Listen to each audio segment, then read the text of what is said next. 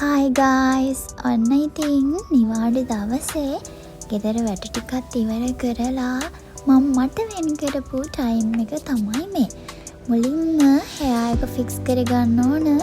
ඒ හින්දා hair cream එක comb එකේ චුට්ටක් ගාලා මේ විදිහට කොණ්ඩේ පීර ගන්න. එතකොට අර fluffy වගේ ගතිය නැති වෙලා straight ගතියකට එනවා.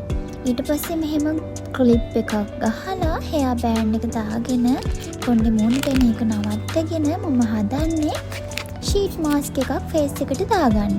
ඉතින් මේ තියෙන්නේ niacinamide collagen serum sheet mask එක. මේක මාරම සුවඳයි. හලෝ. ඇත්තටම ඒ සුවඳට මට මේක මූණට දාගන්න නෙවෙයි කන්න හිතුණා. ඒ තරම්ම සුවඳයි.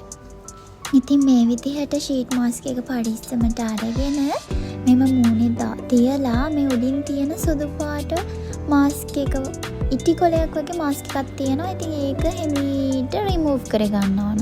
ඉතින් මේ විදිහට රිමූව් කරලා නළලේ ඉඳලා පටන්ගෙන වටේට හොඳට අත ගාලා මේක මූණට සෙට් වෙන්න හදා ගන්න ඕනේ.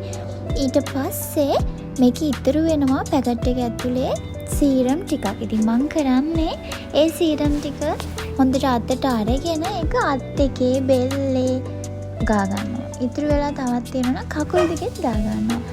ඊට පස්සේ ඉතින් විනාඩි 20ක් 25ක් ඉන්න ඕන. ඉතින් ඔන්න මේ යන්නේ අවසාන ස්ටෙප් එක. ඊට පස්සේ විනාඩි 25කට පස්සේ තමයි මේ තියෙන්නේ හිමීට මේක පල්ලෙන් අල්ලලා රිමූව් කරලා ඒ සීරම් එක හොඳට මූණට ඇබ්සෝබ් වෙන්න තියෙනවා. ගිහින් එන්නම්. බයි.